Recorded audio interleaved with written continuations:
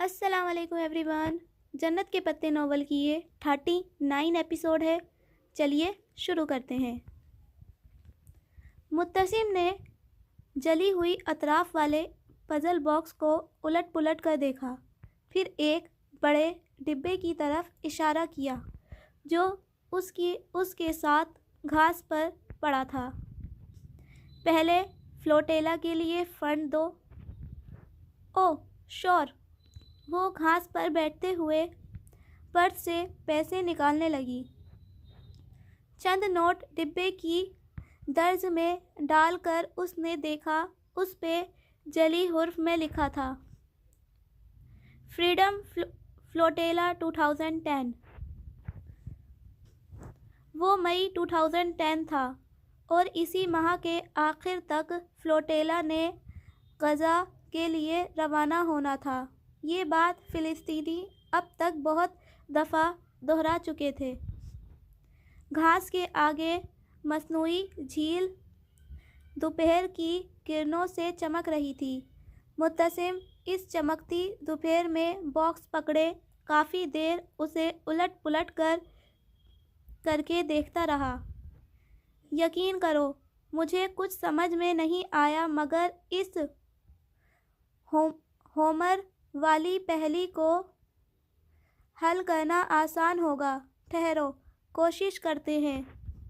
اس نے جلی لکڑی پہ لکھے سنہرے حروف پڑھے.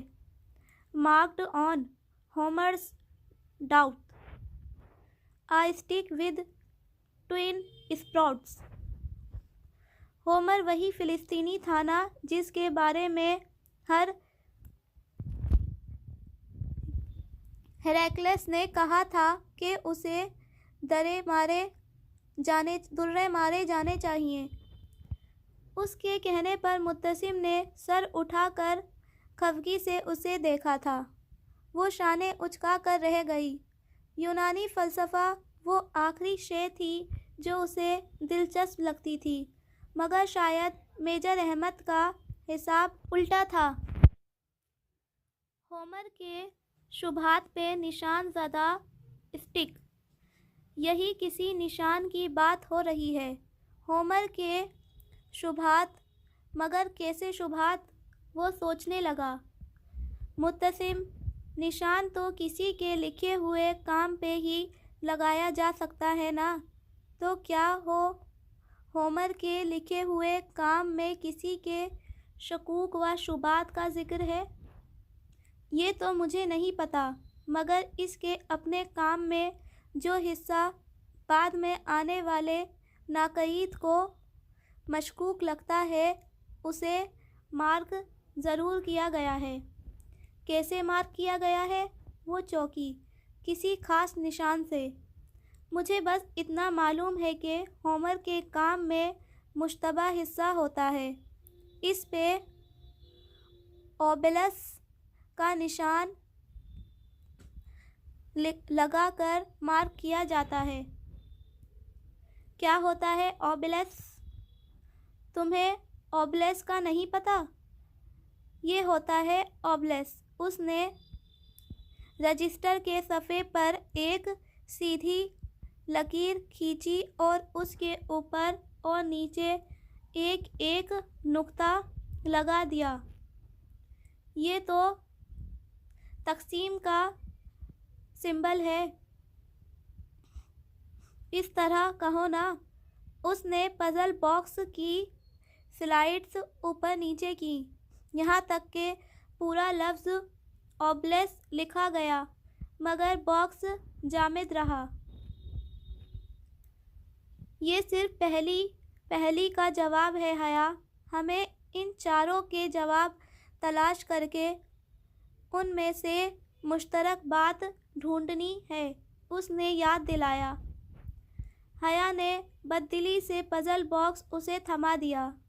وہ اس وقت خود کو بہارے کی طرح محسوس کر رہی تھی، اپنے تحفے کے اتنے قریب مگر اتنی ہی دور اور بے بس، بہت بے بس.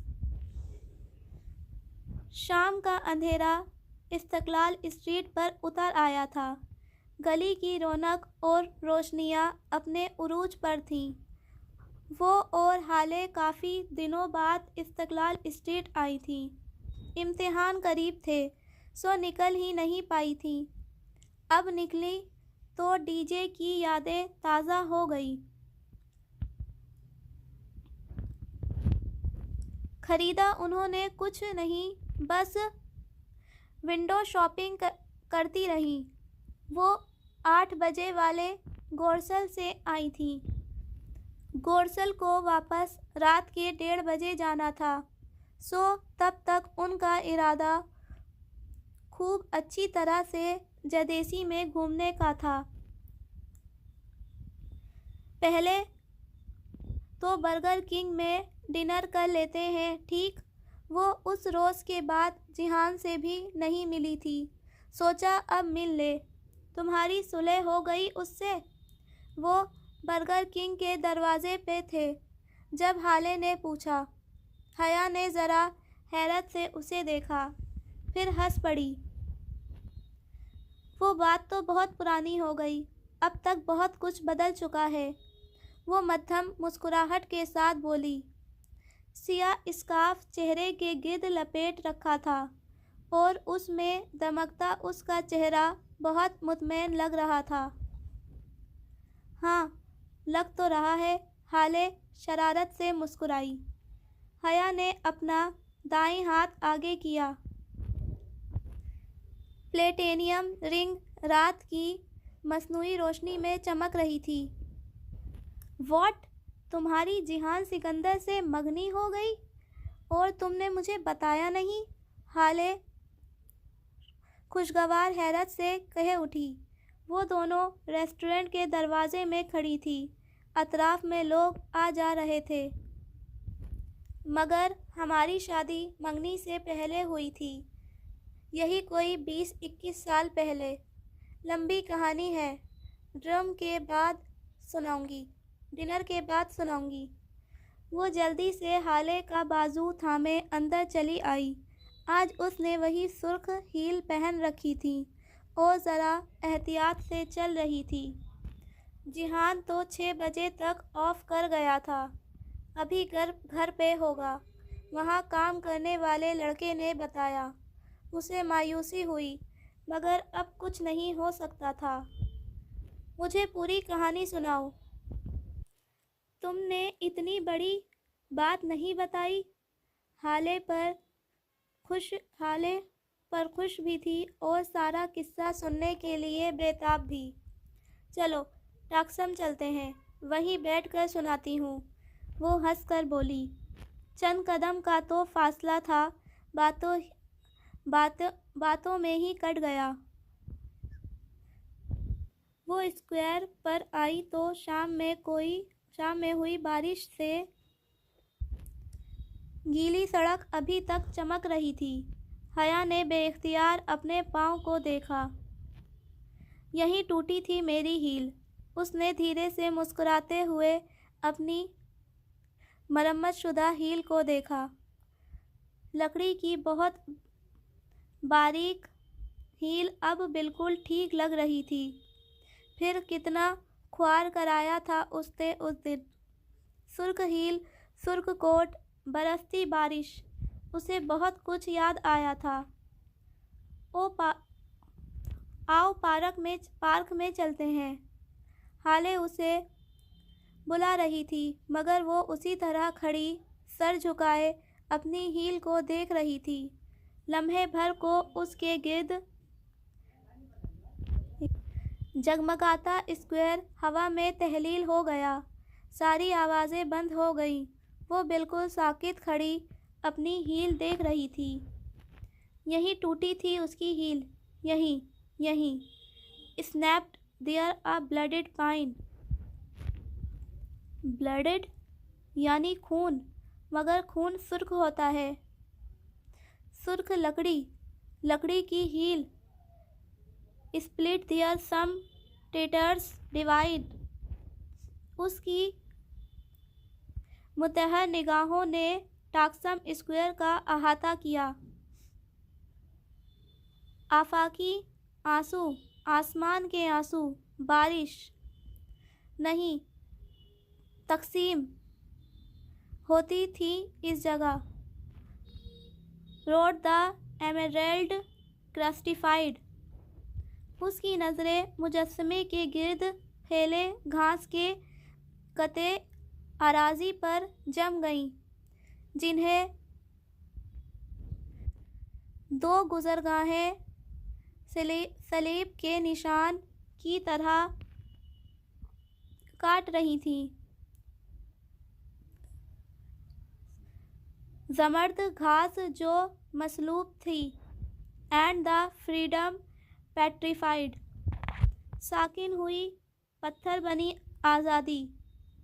یقیناً مجسمہ آزادی. اتاترک کا مجسمہ استقلال یمینی. اے لو لاسٹ ان سمبولک اسمیل. پیار جو کھو گیا. D J. اس کے ذہن میں جھماکا ہوا. ادھر ساتھ استقلال جدیسی میں ڈی جے گری تھی اور روز ٹاکسم اسکوائر میں ٹیولپس کی مہک پھیلی تھی. علامی خوشبو. ٹیولپس جو استنبول کی علامت ہیں. Under which the lines dwell. اس جگہ کے نیچے کیا تھا؟ لکیریں نہیں لائنز. ہاں میٹرو لائنز. Railway lines. نیچے ریلوے اسٹیشن تھا. ایک ایک کر کے پزل کے سارے ٹکڑے جڑتے جا رہے تھے. ابلیس کا نشان کسی چیز کا نشان تھا بھلا؟ حیا. یہ آدمی ہمیں فالو کر رہا ہے. ہالے نے اس کا بازو جھنجھوڑا. وہ ہالے کی طرف متوجہ نہیں تھی. کسی خوابیدہ کیفیت میں وہ بڑبڑا رہی تھی. پورے 6 حروف. ٹاکسم. اس کی آنکھوں میں بے یقینی تھی. اس نے پزل حل کر لیا تھا. حیا. یہ آدمی ہمارے پیچھے آ رہا ہے. ہالے کی آواز میں ذرا سی گھبراہٹ تھی. وہ جیسے کسی خواب سے جاگی اور پلٹ کر دیکھا. سڑک کے اس پار کھڑا شخص اسے دیکھ کر مسکرایا تھا. وہ ایک دم برف کا مجسمہ بن گئی. اس کا چہرہ سفید پڑ گیا. وہ اس چہرے کو کیسے بھول سکتی تھی؟ عبدالرحمن پاشا. آنے کے ساتھ اور انفرادی کتنی ہی تصویروں میں وہ اسے دیکھ چکی تھی. وہ اسے دیکھ کر جس شناسائی سے مسکرایا تھا اس سے صاف ظاہر تھا کہ وہ اسے پہچان چکا ہے. چلو واپس اسٹریٹ میں چلتے ہیں. وہ ہالے کا ہاتھ تھامے تیزی سے واپس پلٹ گئی. لوگوں کے رش میں سے جگہ بناتے تیز تیز قدموں سے فٹ پاتھ پہ چلتے ہوئے وہ دونوں اس شخص سے دور جا رہی تھیں. جب حیا کو یقین ہو گیا کہ وہ ان کو کھو چکا ہے تو اسی طرح ہالے کا ہاتھ مضبوطی سے پکڑے ایک کافی شاپ میں آ گئی. پتہ نہیں کون تھا. انہوں نے ایک کونے والی میز کا انتخاب کیا تھا. ہالے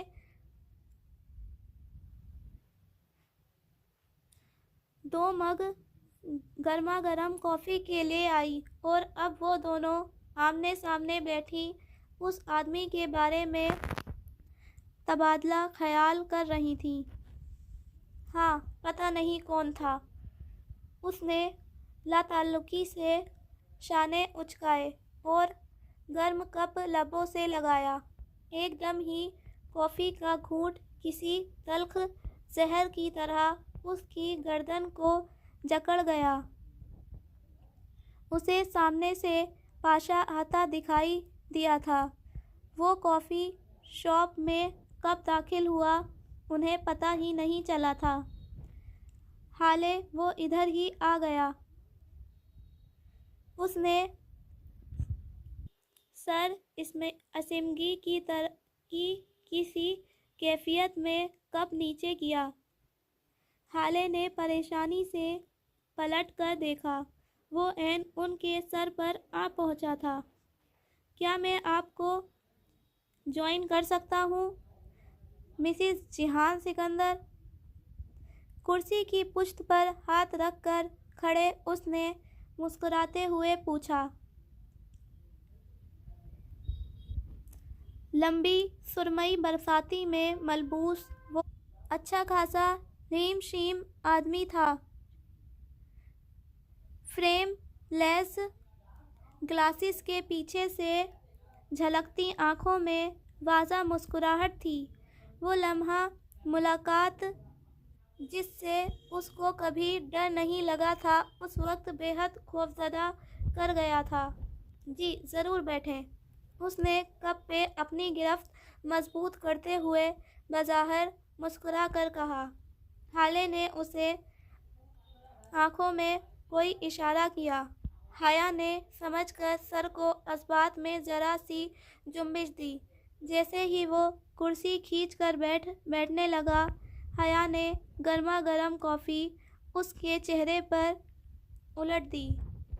पाशा के लिए ये हमला कतई गैर मुतवक्को था।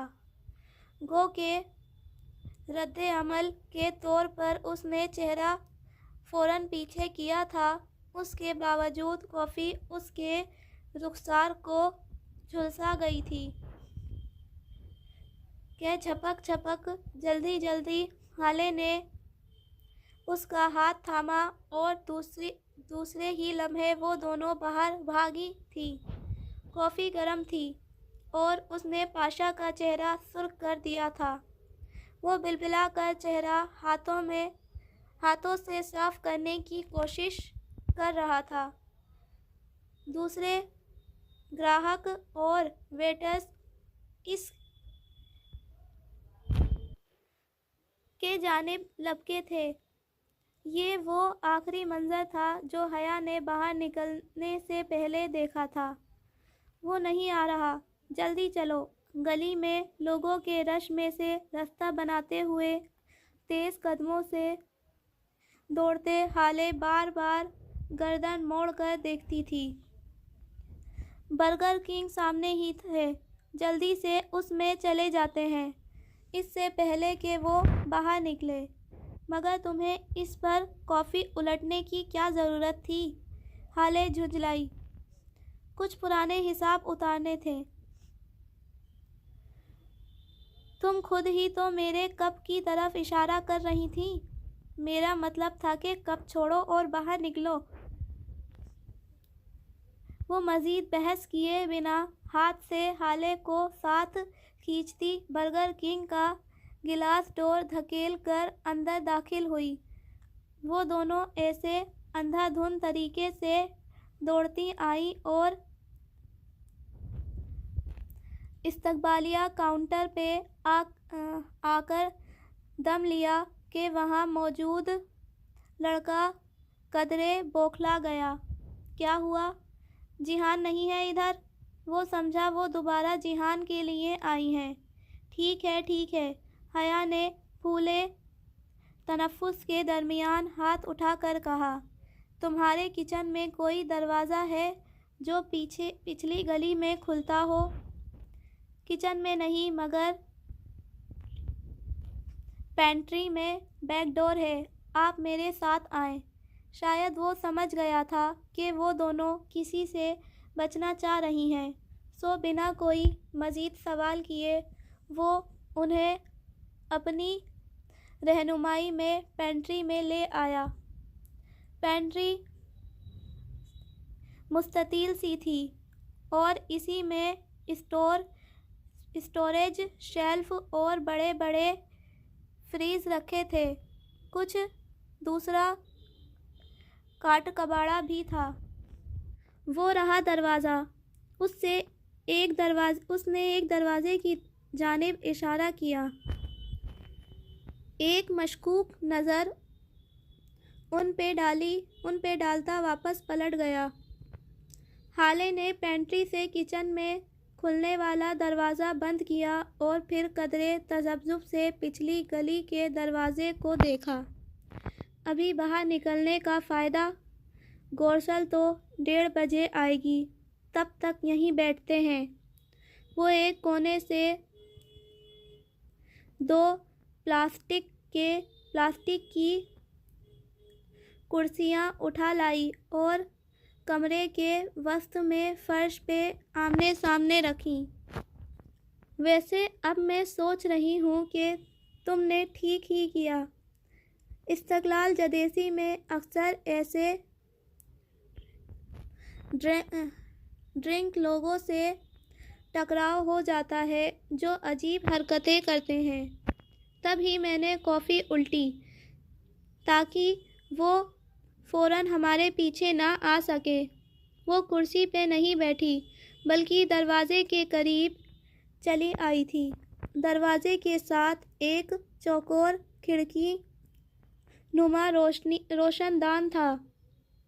وہ بہت اونچا نہیں تھا بلکہ حیا کے چہرے کے بالکل برابر تھا۔ اس نے روشن دان کی شیشے کی سلائیڈ ایک طرف کی تو ٹھنڈی ہوا اور پچھلی گلی کی آوازیں اندر آنے لگیں۔ وہ استقلال اسٹریٹ کی بغلی گلی تھی۔ استقلال اسٹریٹ کی دونوں جانب ایسی ہی گلیاں تھیں جو ذرا تنگ اور چھوٹی مگر دونوں اطراف سے عمارتوں سے گھری تھیں۔ اب تم مجھے بتاؤ یہ منگنی کا کیا قصہ ہے؟ ذرا سکون کا سانس ملا تو حالے کو ادھوری بات یاد آ گئی۔ وہ پرجوش سی کرسی پر آگے ہو کر بیٹھی۔ حیا نے پلٹ کر دیکھا اور مسکرا دی۔ جو تناؤ اور پریشانی وہ تھوڑی دیر پہلے محسوس کر رہی تھی وہ پینٹری کی فضا میں تحلیل ہوتا جا رہا تھا۔ بتاتی ہوں۔ وہ کرسی پہ آ بیٹھی اور گورسل شٹل آنے تک وہ سارا قصہ سنا چکی تھی۔ بس میں بھی سارا راستہ وہ دونوں یہی باتیں کرتی رہیں۔ اگر وہ جانتا تھا تو اس نے پہلے اظہار کیوں نہیں کیا؟ اب کر دیا یہی بہت ہے۔ وہ بہت پریکٹیکل اور کم غصہ آدمی ہے۔ اس سے وابستہ توقعات میں نے اب کم کر دی ہیں۔ اس نے شانے اچکا کر کہا تھا۔ کمرے میں آ کر حالے تو سونے چلی گئی۔ ٹالی اور چیری بھی تب تک سو چکی تھیں جبکہ اس نے پہلے تو اپنی میز کی دراز میں اس ڈبیا کی تصدیق کی جس میں موبائل شاپ کے لڑکے نے GPS ٹریسر ڈال کر دیا تھا۔ وہ دراز میں ہی رکھی تھی جہاں وہ چھوڑ کر گئی تھی۔ پھر پاشا کو کیسے پتہ چلا کہ وہ کہاں ہے؟ ہو سکتا ہے اس کی کسی اور شے میں بھی ٹریسر ہو یا پھر وہ محض اتفاق ہو، لیکن اس کے اتفاقات تو کم ہی ہوتے تھے، اتنا تو اسے یقین تھا۔ جو بھی ہو وہ ہر شے کو ذہن سے جھٹک کر اپنا پزل باکس نکال کر دبے قدموں باہر آ گئی۔ بالکنی کی بتی اسے دیکھتے ہی جل اٹھی۔ وہ وہیں پہلے زینے پر بیٹھ گئی اور پزل باکس چہرے کے سامنے کیا۔ چاروں پہیلیاں ایک چوکور کی صورت میں باکس کی چاروں اطراف پہ لکھی تھیں۔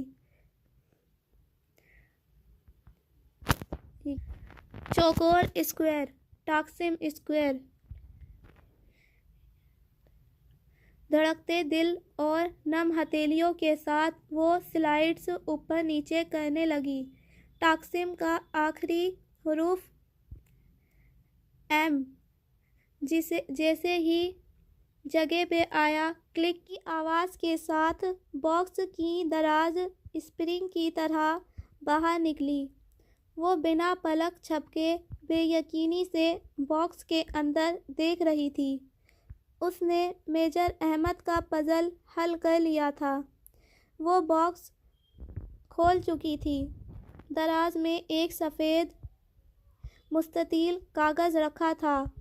وہ کاغذ پوری دراز پہ فٹ آ رہا تھا۔ اس نے 2 انگلیوں سے پکڑ کر کاغذ باہر نکالا۔ بالکنی کی مدھم روشنی میں وہ کاغذ پہ لکھی تحریر بنا کسی دقت کے پڑھ سکتی تھی۔ 2 full stops under the key۔ چابی کے نیچے 2 فل اسٹاپ۔ اس نے بے یقینی سے وہ سطر پڑھی جو کاغذ کے اوپری حصے پہ لکھی تھی۔ کیا یہ کوئی مذاق تھا؟ اپریل فول! اس کاغذ کے ٹکڑے کے لیے اس نے اتنی محنت کی۔ کاغذ کے چاروں کونوں میں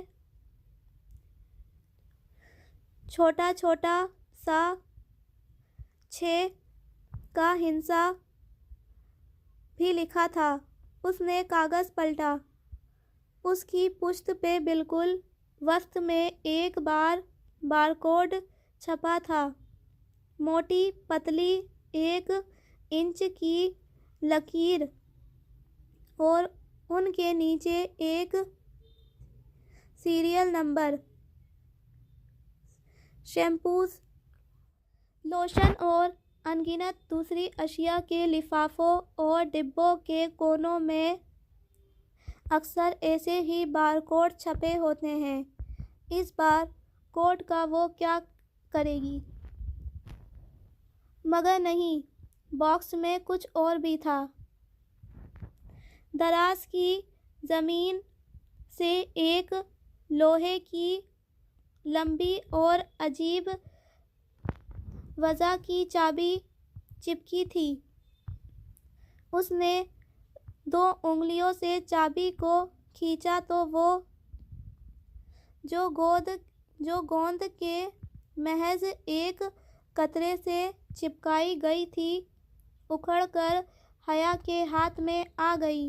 حیا نے دیکھا چابی کے نیچے موجود لکڑی پہ 2 موٹے موٹے نقطے لگے تھے اور ان کے درمیان لکھا تھا ایمینٹ۔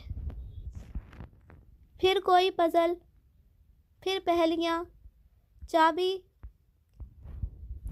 تلے 2 فل اسٹاپ۔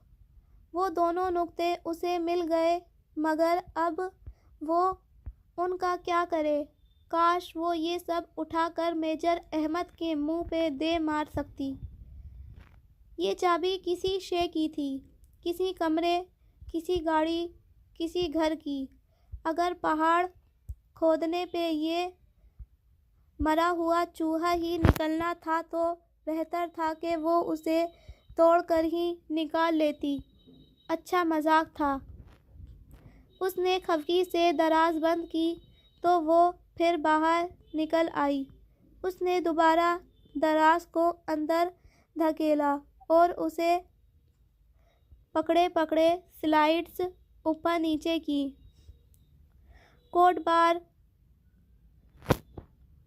کا سا حروف لفظ بگڑ گیا۔ باکس پھر سے لاک ہو گیا۔ اس نے ہاتھ ہٹایا تو دراز باہر نہیں آئی۔ واپس بستر پہ لیٹتے ہوئے وہ بے حد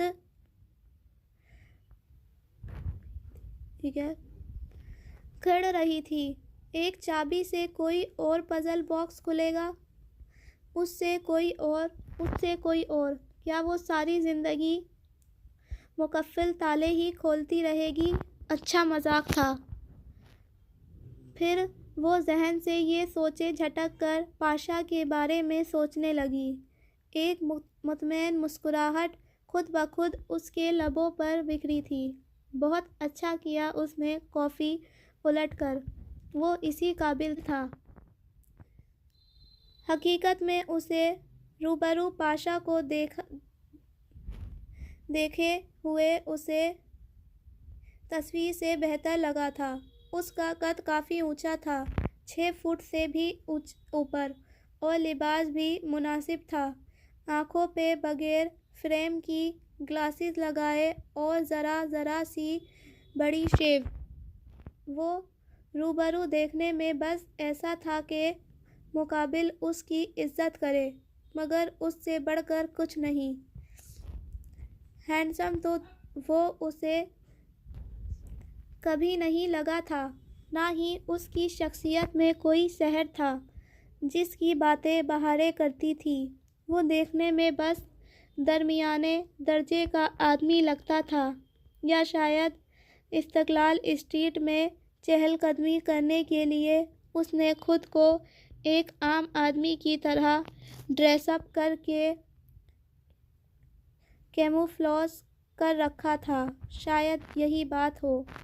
وہ انہی سوچوں میں گھری کب نیند کے سمندر میں ڈوب گئی، اسے علم ہی نہ ہو سکا۔ اس نے چابی کی ہول میں گھمائی اور پھر الماری کا پٹ کھولا۔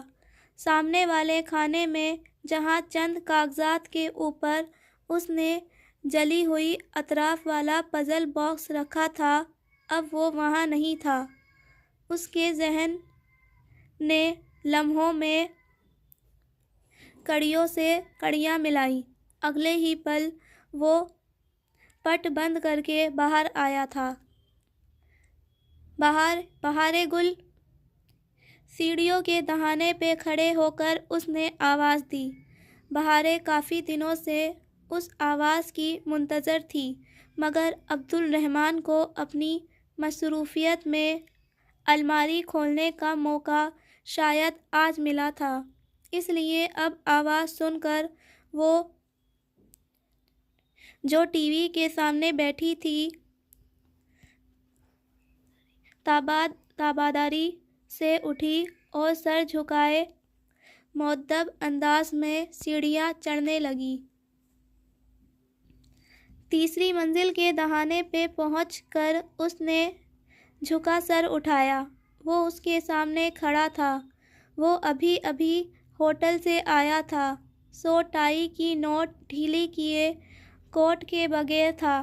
اسے متوجہ پا کر عبدالرحمن نے سوالیہ آبرو اٹھائی۔ کیا بہاریں گل مجھے بتانا پسند کریں گی کہ وہ پزل باکس کہاں ہے؟ میں پسند کروں گی۔ بہاریں نے سادگی سے اثبات میں گردن ہلائی۔ میں نے وہ حیا کو واپس کر دیا۔ وہ چند لمحے کچھ کہہ ہی نہیں سکا۔ اس کا چہرہ بے تاثر تھا، مگر بہاریں جانتی تھی کہ اسے دھچکا لگا ہے۔ وہ کس کی اجازت سے؟ وہ تمہاری چیز نہیں تھی عبدالرحمن، جس کی تھی میں نے اسے دے دی۔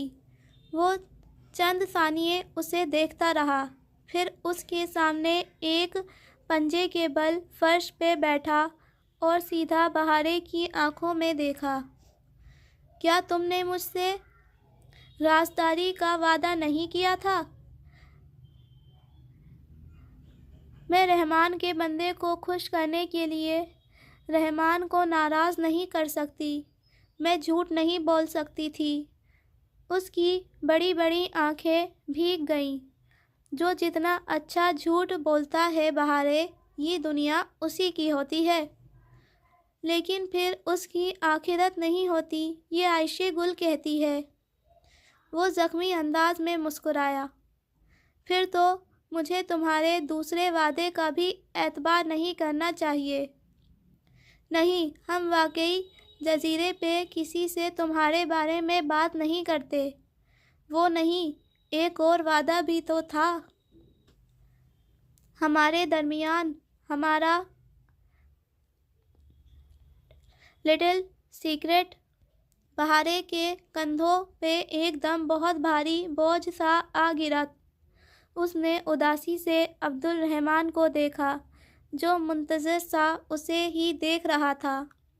بہت پہلے عبدالرحمن نے اس سے عہد لیا تھا کہ اگر وہ مر گیا تو وہ اسے جنازہ بھی دے گی اور اس کی میت کو اون بھی کرے گی۔ تم سچ بولنے والی بہار گل پہ اعتبار کر سکتے ہو۔ پورا ادلار بلکہ پورا ترکی تمہیں چھوڑ دے مگر بہار گل تمہیں کبھی نہیں چھوڑے گی۔ اور ہو سکتا ہے کہ ایک وقت ایسا آئے جب تم مجھے پہچاننے سے بھی انکار کر دو۔ تم کہو کون عبدالرحمن، کہو کہاں کا عبدالرحمن۔ تم ایسی باتیں مت کیا کرو، مجھے دکھ ہوتا ہے۔ اور اس بارے میں بھی عائشہ گل کی کوئی کہاوت ضرور ہوگی۔ وہ ذرا سا مسکرایا۔ اس کو چھوڑو، وہ تو بہت کچھ کہتی رہتی ہے، میں دوسرے کان سے نکال دیتی ہوں۔ اس نے ناک پہ سے مکھی اڑا کر گویا عبدالرحمن کو اپنی وفاداری کا یقین دلایا۔ وہ تو مجھ سے اتنی خفا ہوئی تھی کہ میں نے تم سے شادی کی بات کیوں کی، لہٰذا بھر کو رک کر بہار ذرا تشوش سے بولی، تم مجھ سے شادی کرو گے عبدالرحمن؟ ساتھ ہی اس نے گردن موڑ کر ارد گرد دیکھ بھی لیا۔ عائشہ قریب میں کہیں نہیں تھی۔ وہ دھیرے سے ہنس دیا۔ مگر میں تمہاری نئی دوست میں دلچسپی رکھتا ہوں۔ وہ تم سے شادی کیوں کرے گی؟ وہ اپنے کزن کو پسند کرتی ہے اور اس کا کزن بہت ہینڈسم ہے۔ بہار کو جیسے بہت غصہ آیا تھا۔ اور تمہاری دوست کو عبدالرحمن جیسا کوئی بدصورت نہیں لگتا ہوگا، ہے نا؟ یہ سچ ہے۔ اسے تم بالکل پسند نہیں ہو، مگر مجھے تم سے زیادہ کوئی ہینڈسم نہیں لگتا۔ وہ مسکراتے ہوئے اٹھ کھڑا ہوا۔ بہار نے گردن اٹھا کر اسے دیکھا۔ سنو، وہ حیا کے پزل باکس پہ جو پہلی کھدی تھی وہ کس نے لکھی تھی؟ وہ جاتے جاتے ذرا چونک کر واپس پلٹا۔ مجھے کیسے علم ہو سکتا ہے؟ میں نے تو ابھی تک اس پزل باکس پر غور ہی نہیں کیا تھا۔ نہیں، دراصل میرے باکس کی پہلی اور حیا کی پہلی بالکل ایک سی لکھی تھی۔ تب ہی حیا نے مجھ سے پوچھا تھا کہ میری پہلی کس نے لکھی ہے۔ وہ واقعتاً چونکا تھا۔ اس نے یہ محسوس کیوں نہیں کیا؟ وہ یہ بات نظر انداز کیوں کر گیا؟ پھر تم نے کیا کہا؟ بلکہ ٹھہرو، تم نے کہا ہوگا کہ عبدالرحمن کے پاس ہر کام کے لیے بہت سے بندے ہوتے ہیں۔ بہار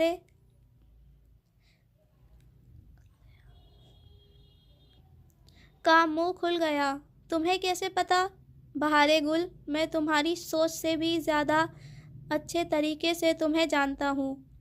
وہ کہہ کر رکا نہیں۔ بہار نے آزردگی سے اسے جاتے دیکھا۔ وہ اس سے خفا تھا، وہ جانتی تھی، مگر عائشہ کہتی تھی بندہ خفا ہو جائے خیر ہے، بس رحمان خفا نہیں ہو۔ اف، اس نے سر جھٹکا۔ عائشہ گل کی کہاوتیں